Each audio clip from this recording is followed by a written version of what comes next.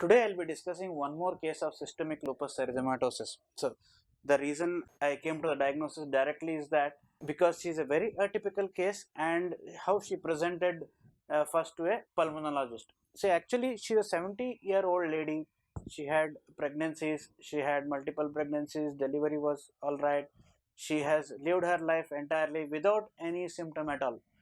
At the age of 70, she is 70 plus now, when she first presented with history of fever and cough to a pulmonologist.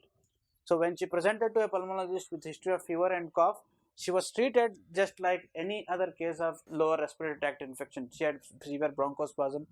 Slowly, she started developing generalized edema, and after some time, during the course of the disease, that is about at the 4 to 5 days into the treatment, she had pedal edema, facial puffiness, generalized edema, although she was already very hefty lady. So she developed generalized edema and she had severe breathlessness. Creatinine was just 3.5 when she presented to me.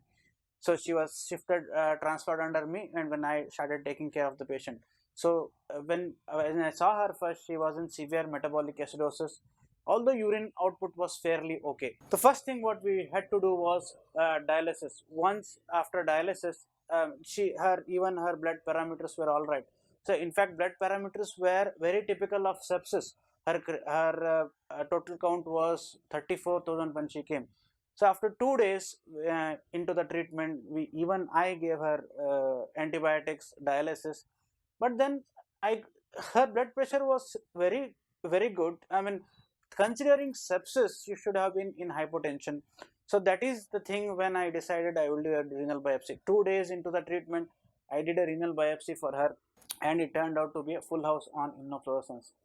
So she is a 70-year-old lady, absolutely all right till this point of time in her life.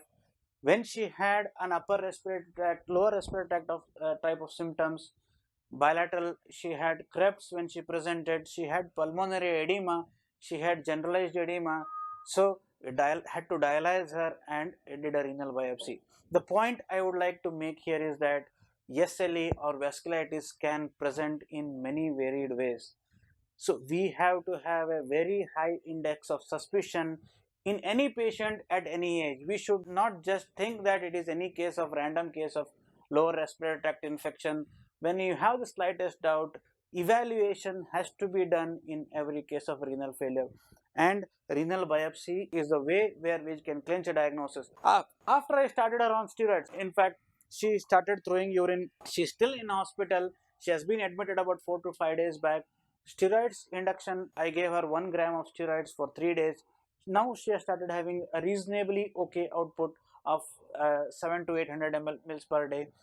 And next I am planning to go ahead with either endoxan, that is cyclophosphamide as per Eurolupus regimen, or NIH regimen, or even I have consulted them for rituximab as a part of treatment.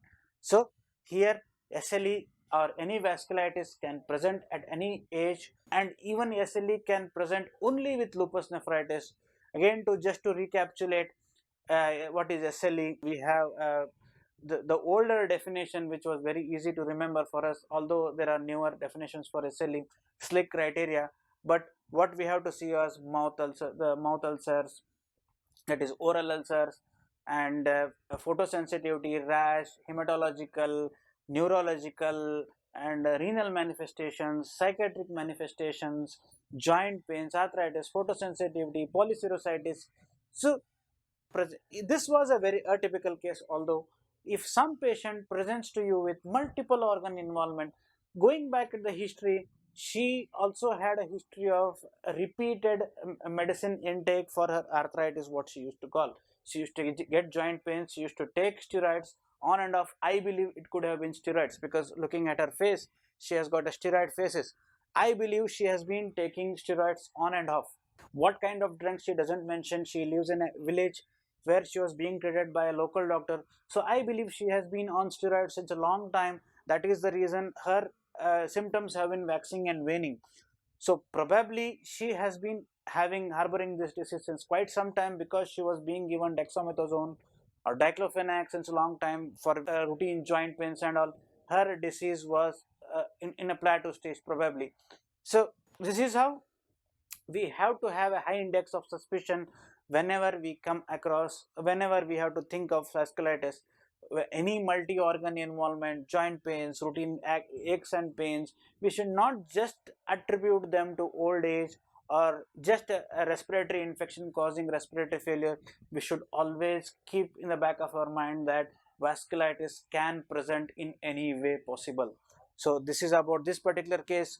When she presented, she was not even able to sit. Within 3 days of steroids, now she is sitting up while recording this video. So steroids immunosuppression can do wonders in a case of systemic lupus erythematosus. So we should always uh, try to find out the cause of a renal failure whenever we come across a patient of renal failure, not just attributed to LRTI or sepsis. Thank you very much.